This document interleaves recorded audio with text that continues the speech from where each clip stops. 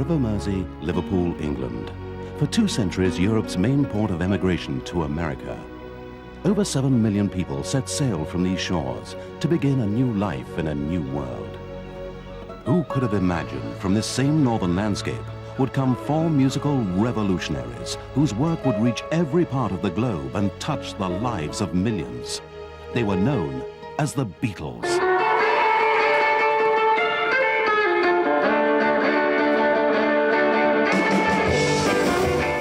They were pioneers in almost everything they did. We're only ever going to be cartoons, forever. They were the mates you wanted to have. You wanted to have that kind of friendship with the people around you. No, we'll have to change it, I'm sure. We can't stop, isn't it? The variety of the music, the scope of the songwriting, and the lyrical imagery, nobody could match them. They established British beat music worldwide, single-handed. It doesn't matter about people not liking our records or not liking the way we look or what we say. In 1961, people were beginning to realise something's happening here and it could go a lot further.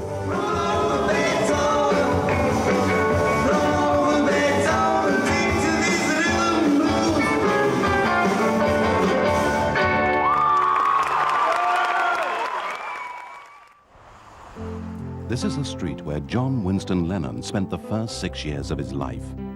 Born in October 1940, his mother Julia gave John his interest in music. She taught him chords on her banjo. She left John to be brought up at his Aunt Mimi's home a few miles away. She was a strict, if loving, disciplinarian. When John wished to play his guitar, he was relegated to the front porch. Each day he cycled to Quarrybank High School, where he was regarded as troublesome. He failed every exam, but showed promise as an artist. In March 1957, he started his first music group, the Quarrymen. He scraped into Liverpool College of Art, and in the bohemian atmosphere of the late 1950s, spent much of his time in the local pubs with a promising young writer, Bill Harry. I got on very, very well with John. He was a strong personality. It's a sort of quite a weird sense of humour. He did definitely have a charisma, but it was also his talent which I saw. And his Aunt Mimi said she always remembered me because I was the first person ever to call John a genius. John had the ability as a writer, as an artist, and as a musician. John's group were playing at a church outdoor fete held here in the summer of 1957. Later in the day, they moved to the church hall, where John was introduced to a 15-year-old boy who impressed the Quarrymen with his knowledge of rock and roll lyrics and his ability to tune a guitar. His name was Paul McCartney. Shortly afterwards, he was invited to join John's group. Adjoining John's College of Art was the Liverpool Institute, where Paul McCartney was a pupil. So was George Harrison. The two travelled on the same bus to school. George, named after King George VI, was born in this modest house in February 1943. As a promising young guitarist, he had played in several bands around Liverpool before joining John's Quarrymen. But it was at Paul's home at 24th Inn Road where the Lennon-McCartney songwriting partnership blossomed. The two teenagers spent hours around the piano, filling exercise books full of lyrics of their first joint compositions, which included I Saw Her Standing There and Love Me Do. The Quarrymen performed around Liverpool as the Silver Beats and the Silver Beatles. When Pete Best became their permanent drummer in August 1960, they settled on the name the Beatles. No one at the time, I think, was really aware of the huge potential they had because their talent as a group didn't really show in till after they'd been to Hamburg.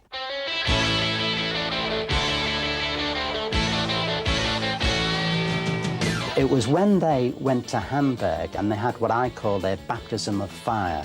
Because they played in this environment so many hours, up to 8 hours or more a night, night after night, and they really had to forge themselves into a really dynamic performing group. That really changed and that really made something very, very different. Back in Liverpool, where they returned after 2 months, they were still an unknown group. Just one of many rough and ready rock and roll bands competing on the nightly beat scene. They were booked at Litherland Town Hall. I know they'd never heard of them, and from that particular moment onwards, they really took Liverpool by storm. If I told you once They debuted at Ray McFall's Cavern Club at a lunchtime session on February the 21st, 1961, a month prior to their first nighttime appearance. Now, the only booking available for the Beatles was on the Blue Jeans guest night. These guys turned up in black leather, which was totally unheard of in Liverpool in them days. And of course it was the Beatles, you know, and I mean, I thought they were German. They went on stage after we finished our spot, and you know, Bob Wooler introduced them, and off they went.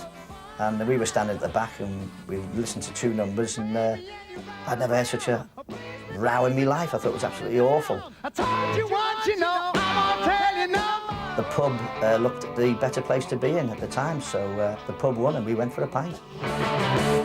When the Beatles went down to a 4-piece, then I totally changed my mind about them. You know, I thought they were absolutely brilliant then, you know.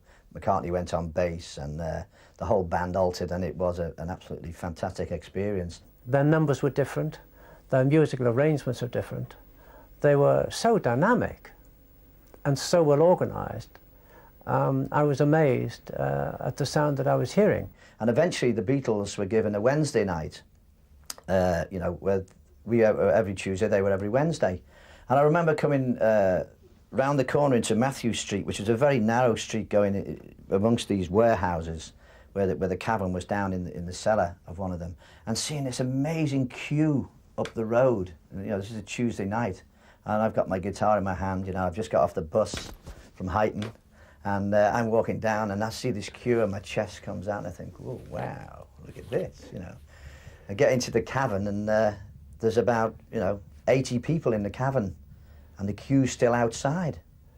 I said to the doorman, this big guy, Paddy, who was the doorman, I said, why don't you let them in, Paddy? He said, they are in. I said, no, all that queue outside. He said, oh, that's for tomorrow night for the Beatles. And they were actually queuing the day before, and they slept in Matthew Street, which was not the nicest place to sleep in the, you know, in the best of times. They all had the sleeping bags and everything. And I just couldn't believe that people would do that for a local band. Bill Harry's Merseybeat magazine gave the Liverpool sound its name. A major feature in an early issue described the Beatles as a phenomenon and helped promote their careers. It was written by the Cavern's resident DJ who compared 292 Beatles performances, Bob Wooler.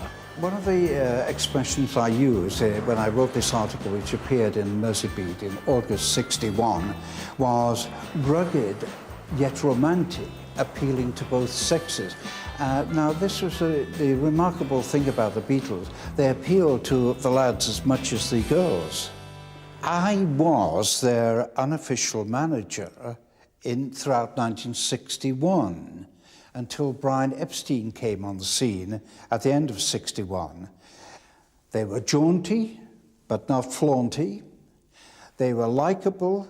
When they were on stage, they were extremely likeable.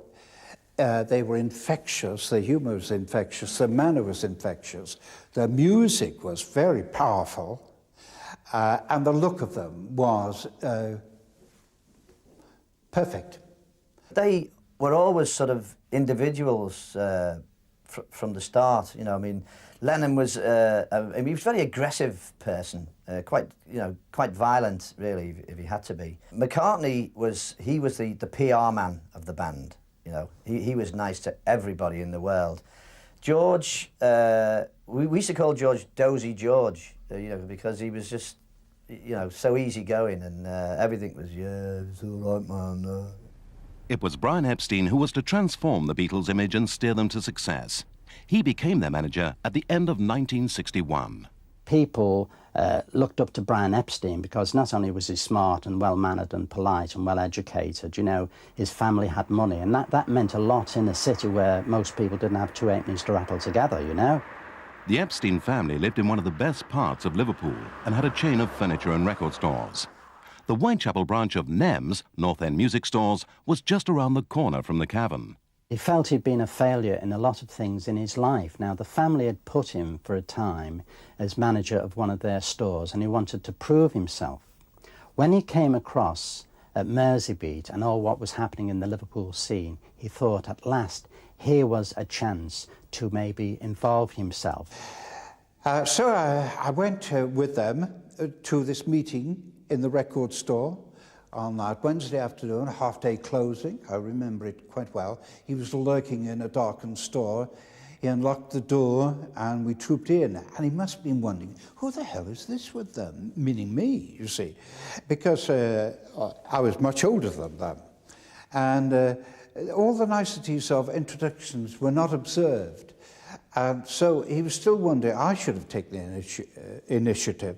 And John was aware of this. And he said, oh, this is me dad. We brought me dad along. So I suppose I was supposed to laugh at that, but I rather resented it because I wasn't that old, you see. The Beatles originally were a very, very rough sort of group. And they were wearing black leather, swearing on stage, very rough and tough. But Brian made them smart and put all the smart suits on. He used to send them all impeccably typed memos. Do not smoke on stage. Do not talk to the fans and all this, you know, all instructions on what to do, which John wasn't too happy with. However, within a month of becoming their manager, Brian secured a studio audition for them at Decca Records in London. He did this with a rough recording of the Beatles made at the Cavern, and with the help of Tony Barrow, later the Beatles' PR man. Actually, it was awful. It wasn't my place to kind of hire or fire talent at Decca. I purely wrote the sleeve notes there. But I certainly sort of didn't hold out any hope for him and his band. There was then this disastrous New Year's Day audition that they did in London. Brian Epstein had played the whole thing very conservatively, if you like, and told them that they must sing this, they must sing that, and they must definitely not do any of the sort of rip-roaring rave rockers that they did in the Cavern. With the infinite benefit of hindsight, having heard those tapes long afterwards, I can fully see why Decca didn't want the Beatles. The myth that lingered on afterwards, of course, was that all the record companies, all the major record companies turned the Beatles down. Yes, they did, and no, they didn't. What they actually turned down was that one same disastrous Decca audition tape, because that's what Brian Epstein hawked round from company to company. In fact, he was at wit's end, and I think it was time almost to pack up, when by accident he'd gone into an HMV store to get some discs cut from the tapes he had from the Decca audition. Through them, it was pure lucky coincidence. The music publishers put him on to George Martin, who ran the Parlophone label. The Parlophone label wasn't a pop label. It had been one for comedy records, things like Beyond the Fringe, recording Peter Sellers. What decided George Martin on taking the Beatles wasn't what they played. I think it was the sense of humour, because he invited them into the control room to listen to the playbacks, and he said, now, if there's anything you don't like, let me know. And George Harrison say, well, I don't like your tie for a start. And I think that was the moment that George Martin decided he'd try and sign them up. The Beatles set about recording their debut disc, Love Me Do, but not before ruthlessly replacing their drummer Pete Best with Ringo Starr. They left it to Brian Epstein to be the hatchet man. The hardest thing he ever did, I think, initially, was when the other members of the Beatles instructed him to sack Pete Best, and he had a terribly sleepless night over it and he couldn't do it. Brian didn't like anything in which he'd lose face, and if there was a difficult decision to be made, he'd run away from it and try and get somebody else to make that decision for him. 3 days later, there were riots at the Cavern when the reformed Beatles appeared there, with fans chanting, Pete forever, Ringo never. George Harrison received a black eye.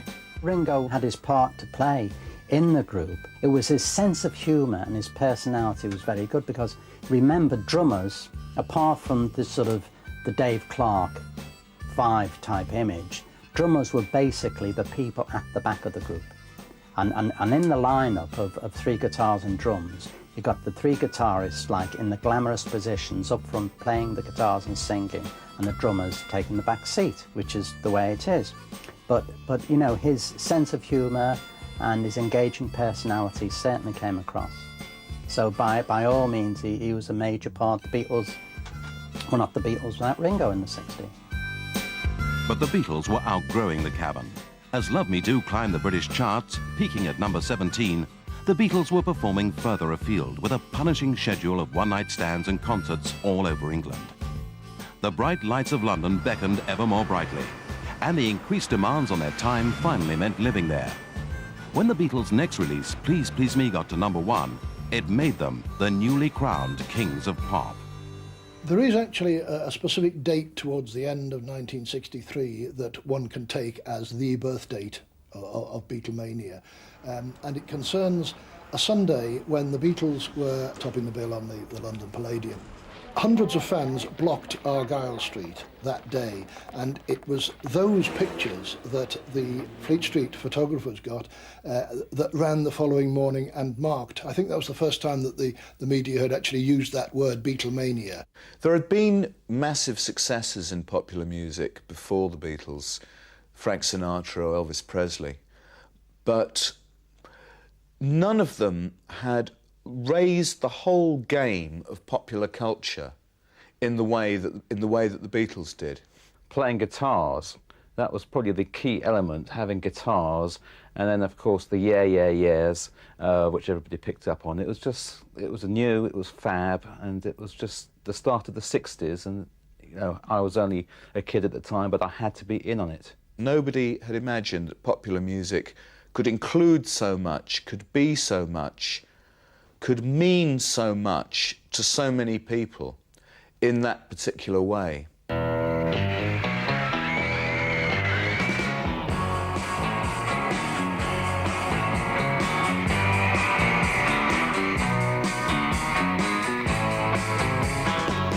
might as well surrender. Come across to me. What's it like with these fans outside, Paul? At first, it's murder, because, you know, it looks as though they're going to tear you apart. Once you get the hang of it, you get used to it, and it gets to be easier. Whenever we're doing a show, the police always come and say, don't look out the window, you know, because the excitement. Oh,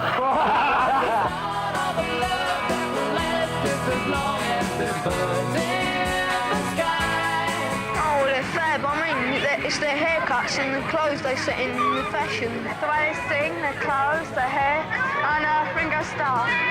For many young people, the Beatles were to become their voice in an adult world. John, in this royal variety show, when you're appearing before royalty, your language has got to be pretty good, obviously. This thing about Ted, he's saying that he couldn't distinguish. I can't understand the Teddy. Queen's English. I can't understand Teddy saying that at all, really. I'm not going to vote for Ted.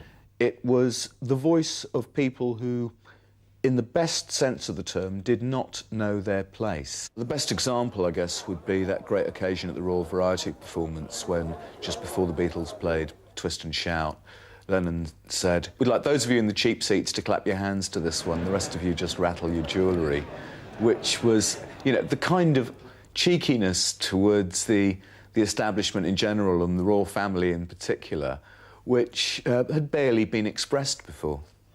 While much was made of the Beatles' working classness, they were actually lower middle class, and I think you could really only say that Ringo Starr was genuinely working class. Has Ringo suggested you should stop work as a Liverpool Corporation painter? He certainly has, but I don't want to move. I like my job, and I like the people I work with. They've been really wonderful to me. Has Ringo's affluence made any difference to you at all? No, not the way. I'm happy for him, like, that what he's doing, like, he's got security for the rest of his life, and we're quite happy about it. Mrs. Gravestocky, does Ringo want to move house? I don't really think so. He's asked us to have another house, but we're quite happy, and the neighbours and everybody's very good and proud that the boys have got to where they are. Will the neighbours not become envious of all the wealth that's been accumulated by the Beatles? No, not the neighbours around here. They're all very good and all quite proud. You don't mend your ways, I'll be gone, gone, gone. You'll wake up one fine day and I'll be gone, gone, gone. I'll leave all the trouble behind me and you'll be crying when you find me. Gone, gone, gone. Beatlemania proved contagious. It spread throughout Europe as one hit followed another. From Me to You, She Loves You, I Want to Hold Your Hand, the Lennon-McCartney compositions were irresistible.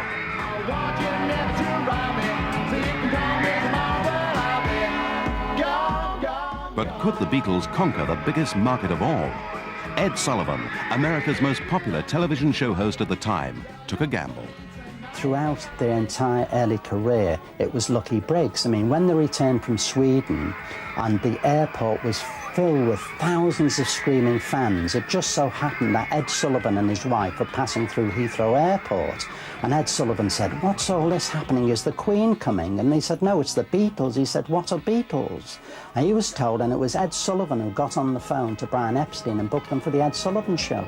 Not everyone in America shared Sullivan's enthusiasm for the Beatles. I must tell you, by the way, that Detroit University have got to stamp out the Beatle movement. No.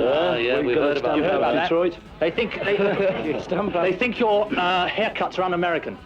Well, it was very observant of them, because we aren't American. They conquered America. Their appearance on the Ed Sullivan Show in February 1964 drew the biggest audience for any entertainment show in the history of television. While the Beatles performed, the national crime rate fell. The Beatles arrived in America at almost exactly the right time. The Kennedy assassination had occurred only 3 months earlier, and its reverberations in the American psyche were still absolutely massive. They arrived in time to become part, for young America at least, of the healing process following this great national trauma. They were young, white, English-speaking, exuberant, joyful, and they were something that America could take to its collective heart. They looked like aliens in America. They were very skinny. Nobody had those haircuts.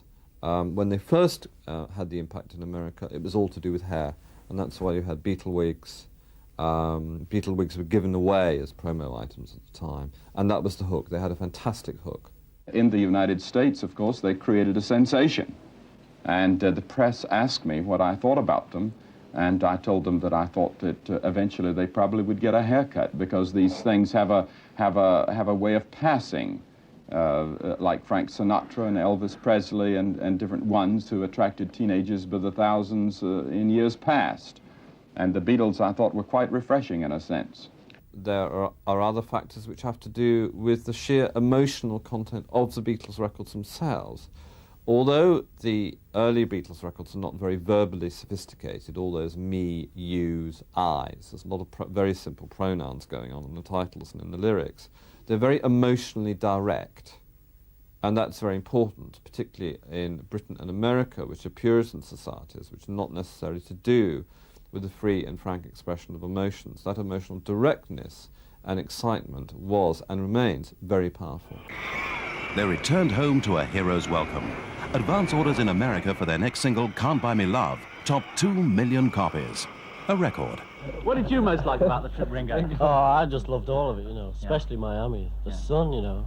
I didn't know what it meant until I went over there. Don't you get it up in Liverpool? No, they finished up there, you know. I hear anyway that the four of you are going to be millionaires by the end of the year. That's nice. Have you got time? Have you got time to actually spend this money? What money?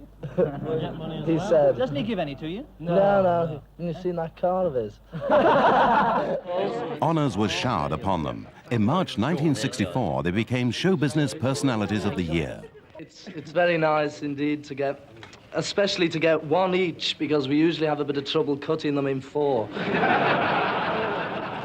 I'd just like to say thank you very much. It's a great honour. Thank you. Now, Paul. Same goes for me. Thank you very much for giving us this Silver Heart.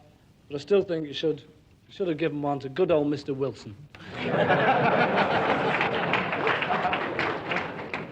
Ringo. Anyone who knows us know I'm the one that never speaks, so I'd just like to say thanks a lot. I'd just like to say the same as the others. Thanks for the Purple Hearts. Silver! Oh, yeah. Sorry about that, Harold. We'd like to sincerely thank you all, and we've got to go now because the fella on the film wants us, and he says it's costing him a fortune. That film was A Hard Day's Night. It contained 13 original Lennon-McCartney songs and was nominated for an Oscar. A civic reception in their hometown Liverpool followed. The Beatles were at the peak of their popularity, adored at home and abroad. Everybody loved the Beatles.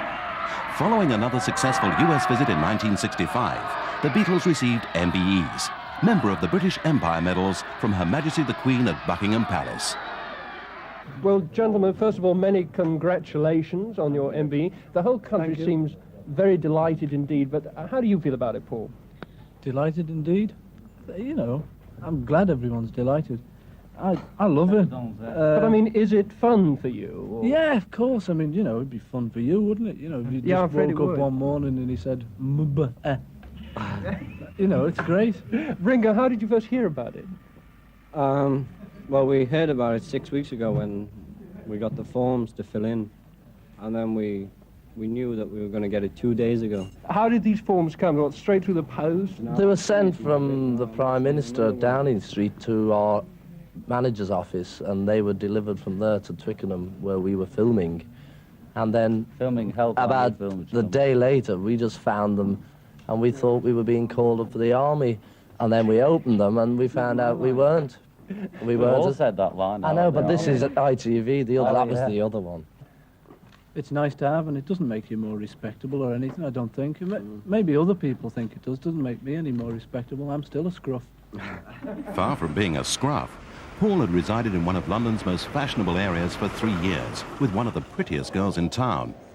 Actress Jane Asher lived with her parents at number 57 Wimpole Street. And Paul had been invited to stay there by Jane's mother in 1963. Jane became the inspiration for many of his love songs, including And I Love Her, and it was fully expected that they would one day marry. But Beatle women were always kept firmly in the background. John Lennon had married his pregnant girlfriend Cynthia in Liverpool in August 1962, but it was a hush-hush affair. Manager Brian Epstein felt public knowledge of Lennon's marriage status could jeopardize the Beatles' popularity. Did your wife enjoy it over there? Yeah, she loved it. Who?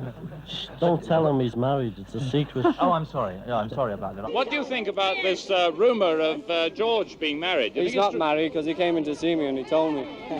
Believe me, he's not married. None of us are. However, it was Ringo who broke ranks in February 1965 and married his girlfriend Maureen. Presumably met Ringo before the group were very successful, did you? Yes. Did you expect he was going to become a public monument like this? Well, in Liverpool I did. Yeah. I didn't think sort of more or less all over the world, you know. Does that worry you, that the fact that, you know, you can't go anywhere with him? No, not really. I just sort of enjoy myself. Do you intend to keep out the limelight like Mrs. Lennon, for example, John Lennon's wife? Well, I don't like reporters and things. She's on our side. At George Harrison's side was actress and model Pattie Boyd. They married in early 1966. She became the inspiration for George's composition, Something, later described by Frank Sinatra as the greatest love song of the 20th century. In 1966, the hits continued to pour from the Lennon-McCartney pens. Yesterday was to become the most recorded song in history with 2,000 different versions. These successes gave no hint of the troubled waters that lay ahead. The first problem we encountered in Japan was that there was this right-wing faction of students who considered that the venue the Beatles were going to play at, which was the Budokan, was sacred for only the most important Japanese sporting tournaments. And the lives of the Beatles were actually threatened. There were assassination threats. When we got to Manila, the situation was entirely different, but in its own way more frightening. What happened there was that Imelda Marcos, the First Lady, gathered together a number of the aristocracy, children, and these kids were waiting for the Beatles to be brought to them. They were going to have an audience with the Beatles, as far as they were concerned. Now, somebody might have told the Beatles this, but unfortunately they didn't. Following morning then, the headlines in the newspapers are all about Beatles snub, Marcus, etc. And from then on, things went from bad to worse. The security was withdrawn completely. When we got to the airport to leave, there were really ugly scenes. Did they come up and start physically threatening you? Yeah, go on. We got to the airport, and our road managers had a lot of trouble trying to get the equipment in because the escalators had been turned off and things. So we got there and we got put into the transit lounge. And then we got pushed around from one corner of the lounge to another, you know. You treat like ordinary passenger, passenger, you were saying. If it's an ordinary passenger, he doesn't get kicked, does he? And so they started knocking over our road managers and things, and everyone was falling all over the place. They started worrying you when the road manager got knocked over. Yeah, and I swear there was 30 of them. What do you say there were? Well, I saw 5 in sort of outfits, you know, that were sort of doing it, the actual kicking and and booing and shouting. Did you get kicked? No, I was very delicate and moved every time they touched me. We made a run for the aircraft, quite literally scared, not just that we would be kicked and punched, which was happening all the time, but that a sniper would actually sort of pick off one or more of the Beatles. Would you go to Manila again, George? Oh, no, I didn't even want to go that time. Me too. No, because we'd heard that it was a terrible place anyway, and when we got there, it was proved. British fans voiced their discontent at losing their idols to another American tour. What they didn't know was that they would never see the Fab Four perform in public again. When the Beatles landed in America's Deep South in 1966, their reception was uncharacteristically cool. Well, hi, everybody. This is Tommy Charles on the air here at WAQY Radio in Birmingham, Alabama. We've got music for you on a beautiful Thursday afternoon. This is where the trouble all began, here in the tiny top-floor studio of station WAQY, wacky radio to the 750,000 citizens of Birmingham, Alabama. The Beatles, for a long time, have been able to say whatever they wanted to without any regard for judgment or maturity or the wisdom of it. And no one yet has challenged them to any tremendous degree where it might count. The big problem this time in the States at the beginning of this final tour was the remark that John Lennon had made in all innocence in quite a serious interview that he gave to Maureen Cleave for the London Evening Standard, in which he said, the Beatles are more popular than Jesus now. Charging that Lennon's remarks were absurd and sacrilegious, Charles banned Beatles records from his programs and decided to build a mammoth bonfire to consume the group's records and souvenirs. What he meant was that the churches weren't packed to capacity in the same way as the stadiums were for the Beatles concerts. Perfectly credible remark, valid remark to make at the time. But when this was taken out of context and changed just slightly from more popular to bigger than, indicating better than, Jesus, and when this was plastered over the front page of one particular teen magazine in America, of course, quite naturally, it raised a tremendous amount of resentment. Tommy, you're quoted as saying that though you're 36, you think like a teenager. Did you find your teenage listeners backed you up on your stand? They did. For 3 hours, our 3 phone lines lit up, and they responded, and they said, get rid of the Beatles, ban the records, let's burn them or do something with them. And we acted, of course, on our own convictions, but we were backed up by the people, especially the younger people of this area. Well, I think the Beatles are a real talented group, but I think that they need to watch what they say because they're in such a position that a lot of teenagers that really think of them as something really big, and when they say things like that, some teenagers are going to just believe anything they say. But are you burning your Beatles records? Yes, sir, I burn them. You burned them all yourself? I've already burned them. I don't know, I guess it sort of hurt. You know, it sort of hurt people's feelings that, because, you know, everybody thinks so much of them, and because, you know, they were sort of, you know, speaking for the teenager, and, you know, everybody thought they were so good and all that. And then they come up with something like this, and it just sounds like they're making fun of everything that we like. Our church took a firm stand. Sunday in the morning worship service, the chairman of the deacons made a statement which the deacons in our church had agreed upon, backing the statement that Wacky had said that to ban the Beatles. They thought that this was good, and they firmly believe in everything that can be done to just about ruin the Beatles. You want to ruin the Beatles? Well, it really doesn't matter. I think it might be funny, but I guess that's sort of ugly of me. What difference has all this row made to this tour, do you think? Any at all? Paul? I don't think it's made much difference. It's made it more hectic. It's made all the press conferences mean a bit more.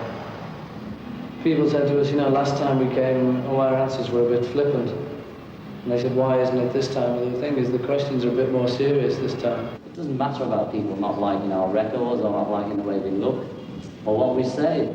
You know, they're entitled to not like us, and we're entitled not to have anything to do with them if we don't want to, or not to regard them. You know, we've all got our rights, you know. It seems to me you've always been successful because you've been outspoken and direct and forthright and all this sort of thing. Does it seem a bit hard to you that people are now knocking you for this very thing? Yes, Richard. It seems very hard. It seems hard. It seems hard, you know, free speech. as the 60s went on and they realised that they had economic power, youth in general, as epitomised by the Beatles, also began to think that it had political power. And this brought the Beatles and youth itself into direct conflict with the state, with governments. You get the start of a right-wing backlash against the apparent freedoms of the 60s, and that's actually where it starts, in 1966, which is a key year. You also have John Lennon in the same tour, in the press conferences from the same tour, making very explicit statements about the Vietnam War. Do you mind being asked questions? For example, in America, people keep asking you questions about Vietnam. Does this seem useful? Well, I don't know. You know, if you can say that war's no good and a few people believe you, then it may be good. I don't know. You can't say it too much, though. That's the trouble. It seems a bit silly to be in America and for none of them to mention Vietnam as if nothing was happening. But why should they ask you about it? You're successful entertainer. That is the thing. Because Americans always ask showbiz people what they think about it. So do the British, you know. Showbiz, you know how it is. But I mean, you've just got to, you can't just keep quiet about anything that's going on in the world unless you're a monk. Sorry, monks, I didn't mean it. I meant actually. For the most part, however, the Fab Four's appearances in America continued to stir emotions of a more familiar kind. So please, lad, what did they lie about, honey? They told us they'd come down there where we could see them. And you came all the way out here? Now, do you have a ticket for the show tonight? Yes. Well, are you going to the afternoon or evening performance? The evening. And who do you say lied to you? The police did. What did they tell you, honey? They told us they'd come down there. And they wouldn't let you come down here? Is that anything to cry over? When you wait 2.5 years, it is. Now, you officers that are stationed in front of the stage, you will go to Mr. Morris Shapiro, the first aid man, and he will furnish you with earplugs so as to keep you from having a headache. If he runs out of earplugs, he has got some cotton.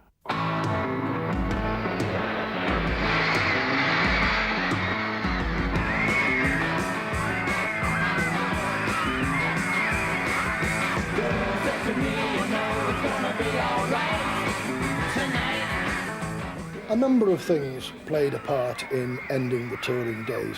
First of all, there was the whole security angle. They were living, they felt as captives, shut up most of the time in hotel suites, under house arrest, if you like. Their music was certainly not being appreciated on stage because most of the time with 1960s style sound systems, they couldn't be heard above the screaming. For years they couldn't hear what they were playing, they couldn't hear what they were singing. Don't forget, this is the days before really good PA systems and great monitoring systems on stage.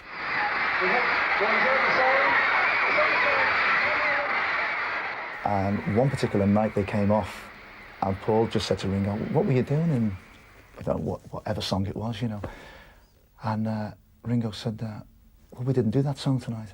And Paul and John looked at each other and said, "Well, we did it." So Ringo had been playing a totally different song to the rest of the other three Beatles, and they didn't know. All these things combined so that at the end of that summer, the very last show took place in San Francisco, Candlestick Park. There was nothing remarkable about the occasion at all until we got back onto the aircraft, the charter plane, to fly back down the Californian coast to Los Angeles. George Harrison sank into one of the seats near me and said, "Well, that's it then, I'm not a Beatle anymore." No, not again. I couldn't take no more. The one that changed most of the four, I guess, was George. George Harrison started out by being the most easygoing and patient and tolerant of people. And I think the stresses and strains and pressures of Beatlemania at its peak got to George eventually and had the strongest reaction on him because he had been trying to preserve his cool, if you like, and suddenly he burst. Do you think that in the new year that you're going to be going your own ways instead of being a group? No. No? What about another word? The songwriting team thing will keep going on whatever happens, will it? Yeah, we'll probably carry on writing music forever, you know, whatever else we're doing. Because you just can't stop. You find yourself doing it whether you want to or not. But you think the tours, like the American tours and the English one, you know, the stands in England? You know, there must be a point where they don't work anymore because they're not to do with what we're doing, record-wise or film-wise. See, it's gone downhill, performance, because we can't develop when no one can hear us, you know what I mean? So for us to perform is, it's difficult, gets difficult each time. You mean they don't More listen difficult. to you, and therefore you don't want to do that? Oh yeah, we want to do it, but if we're not listened to, then, and we can't even hear ourselves, then we can't improve in that. We can't get any better. So we're trying to get better with things like recording. So essentially, their entire creative process shifted to the studio. They were also incredibly fortunate in this respect because the producer they ended up working with was George Martin. His classical music background and his ability to do very unusual things with studio technology. I think all those things added up to make him the perfect person to produce the Beatles, and certainly the most important creative collaborator that the group ever had. They'd hum something, they'd hum a melody to George Martin, and then he'd translate it into a string quartet or whatever, or a whole brass band or a whole string section. He also edited the Beatles, which makes the records of that period, Rubber Soul, Revolver, Sgt. Pepper, and the singles all around that period. They're all very compressed. There's a lot of ideas going on in a very short time. That makes you want to listen to them again and again and again. The Lennon-McCartney songwriting partnership had dominated the Beatles, but with their performances now confined to the studios, a new creative force emerged within the band. It was George Harrison who introduced the sitar into sort of Western pop music. The influence of Ravi Shankar onto him and his interest in Indian music did help into develop the Beatles' music. And suddenly George started to have this sort of impact and input that he could have had before. And of course he was the guy that then led them on after that, eventually into the Transcendental Meditation. And I can see why for a short period of time the Beatles went along with this and welcomed this. If Transcendental Meditation represented tranquility and peace, that most of all in their heads is what the Beatles were after 3 years of Beatlemania and touring the world. By 1967, the Beatles were in a very peculiar position. They were, in essence, gods. They were very young men who'd become very successful. They had more money than they knew what to do with. They had incredible cultural power. If they lifted a finger, it got a front page. This is an extraordinary position to find yourself in, and I think you start looking for answers, you start looking for something more. But before they could find those answers, tragedy struck.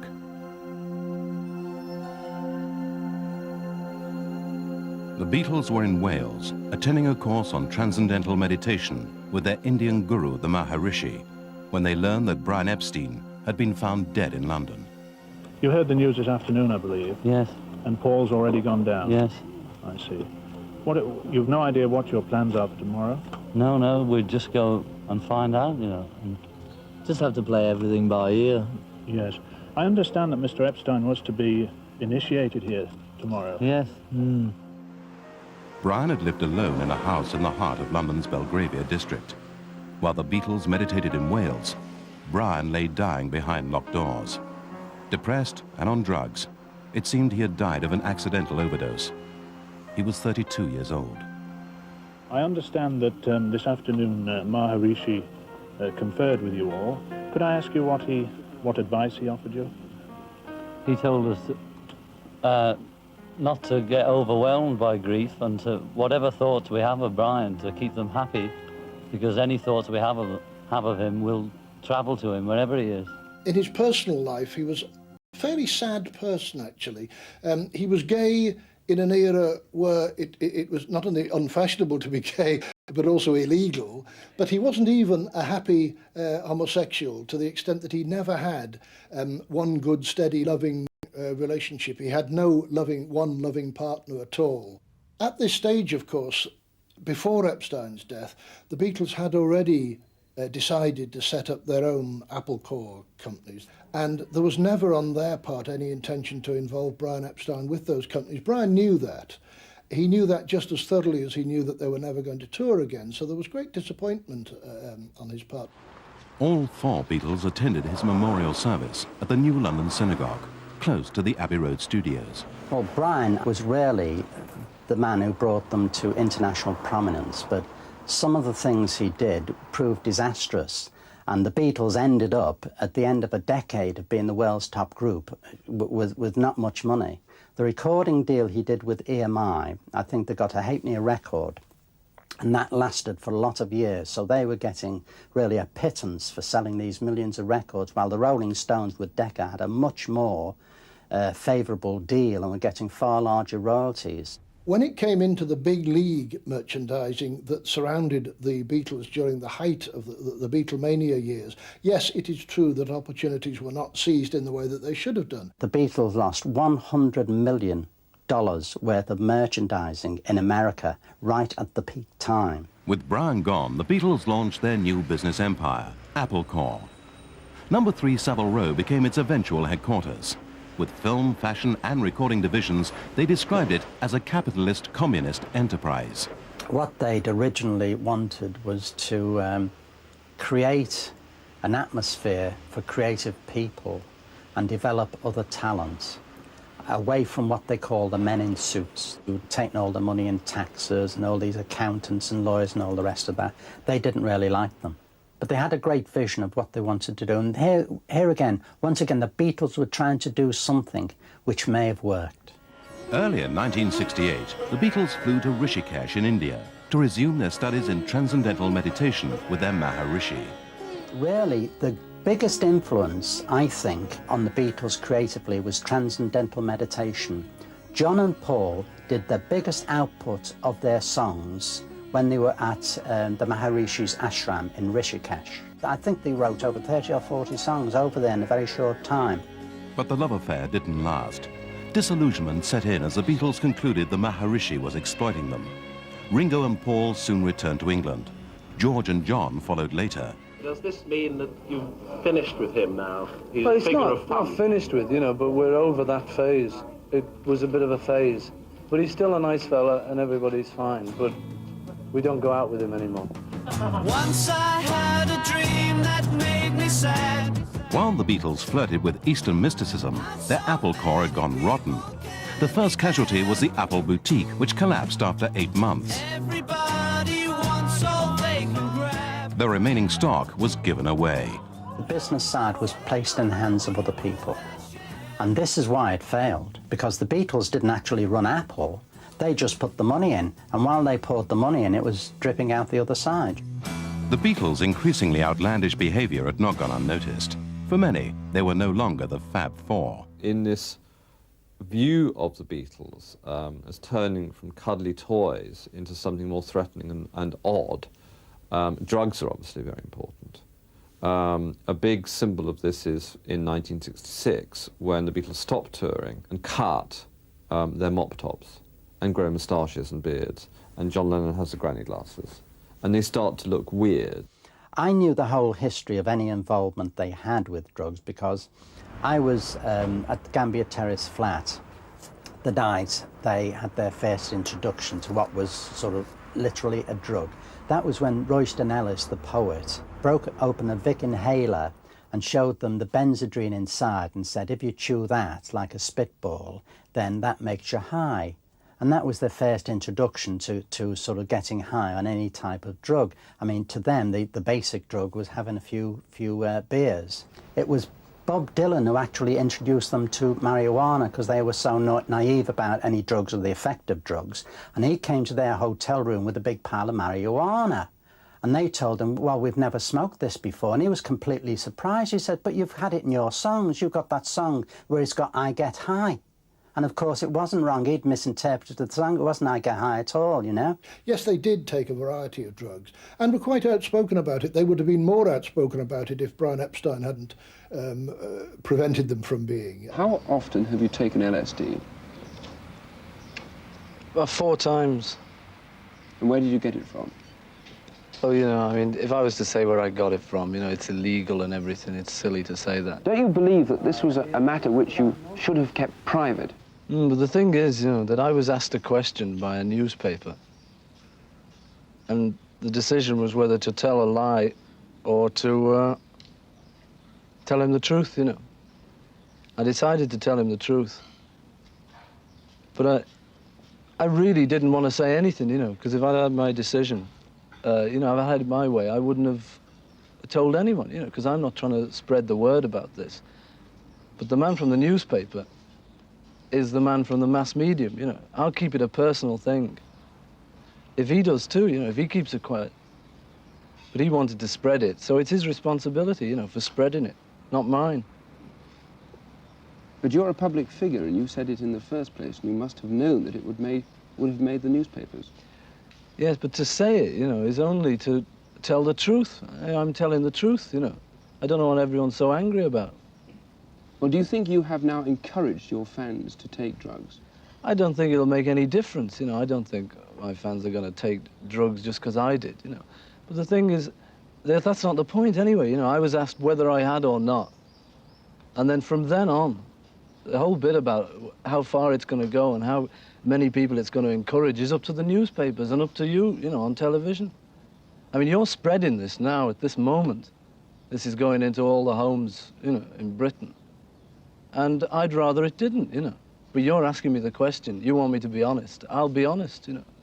But as a public figure, surely you've got a responsibility to lots and No, lots it's of you've teenagers. got the responsibility. You've got the responsibility not to spread this now. You know, I'm quite prepared to keep it as a very personal thing, if you will too. If you'll shut up about it, I will. The Beatles, who were immune for a long time, the Rolling Stones got arrested in early 1967 for drugs. The Beatles, who used as much drugs as the Rolling Stones, or maybe a bit less, I don't think anybody could use as much drugs as the Rolling Stones. John Lennon was arrested for drugs in the autumn of 1968, and so was George Harrison around the same time. They were no longer immune. The fact that they had MBEs didn't make them immune any longer. In November 1966, in this quiet backwater of London, John Lennon attended an avant-garde art exhibition held at this building by a Japanese artist from New York. That chance encounter was to change the Beatles' destiny forever. The arrival of Yoko Ono on Planet Beatle was probably the single catalytic event that precipitated both the end of the British public's love affair with the Beatles and the end of John Lennon's working relationship with the rest of the group. The big thing that did occur was that Lennon took Yoko Ono into recording sessions with the Beatles. So previously it had just been the four of them and no girlfriends had come in or wives had come in for any. It was a boys' club. In bringing Yoko Ono into the studio, John Lennon made it clear that it wasn't a boys' club anymore. The boys were becoming men.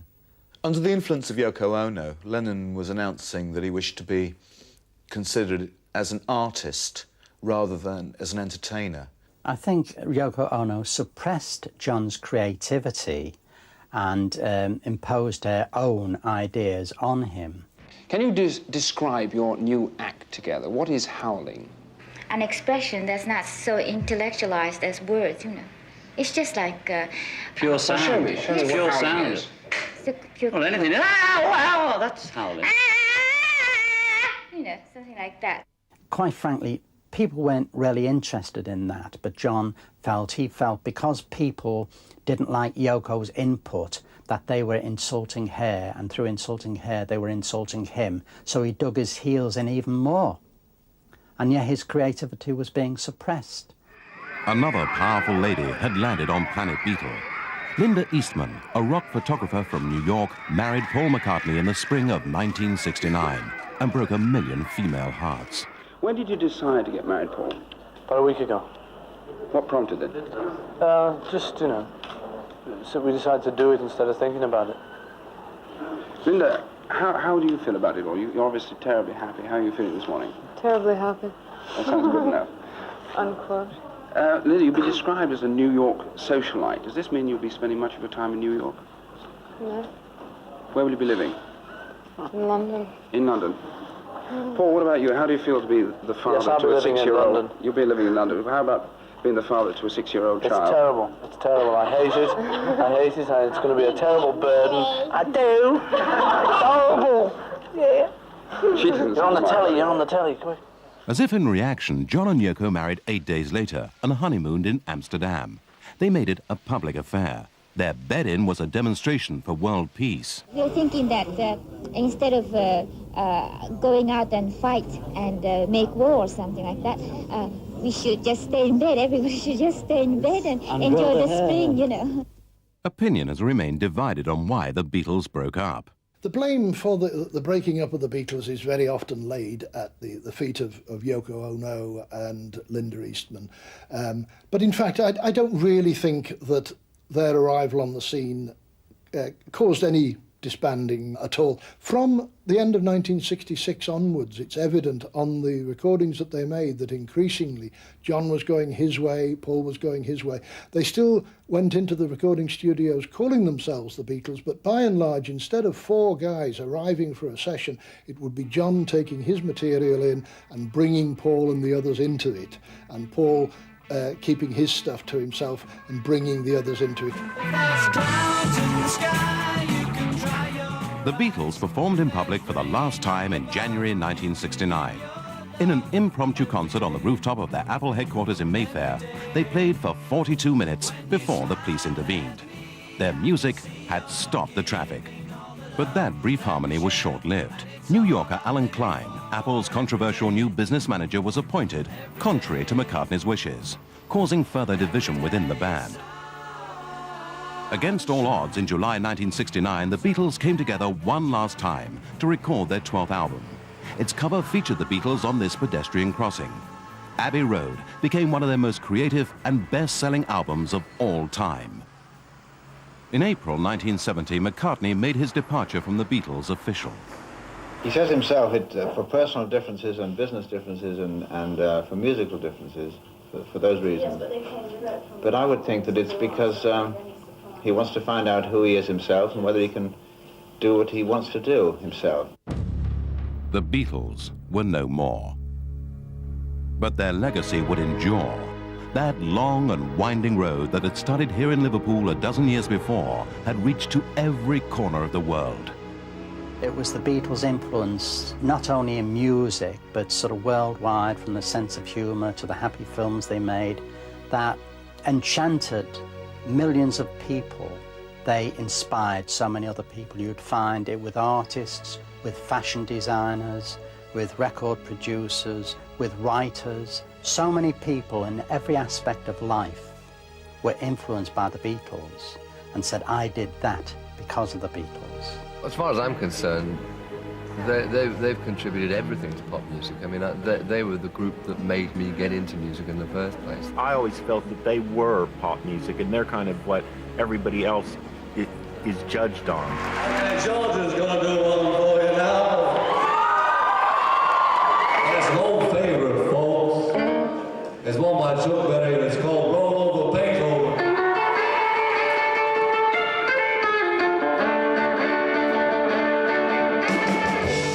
Almost 30 years after the Beatles' last concert, the bootleg Beatles pack auditoriums around the world with audiences still in love with the Beatles and their music.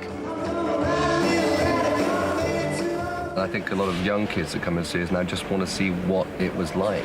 And that's what we try and do. We try and capture the atmosphere, as well as the sound and the look, the atmosphere of the Beatles live. Every group, whether they are directly influenced by the Beatles or not, is in a sense there because of the Beatles. They basically defined what pop music is. When told by the record companies or music publishers or television producers, that isn't the way we do it, we've never done it that way, they would simply say, well, why can't we? We'll do it that way. And they did.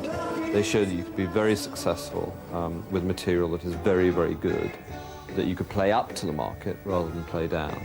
So much of the landscape and fabric of popular culture today is there because the Beatles put it there.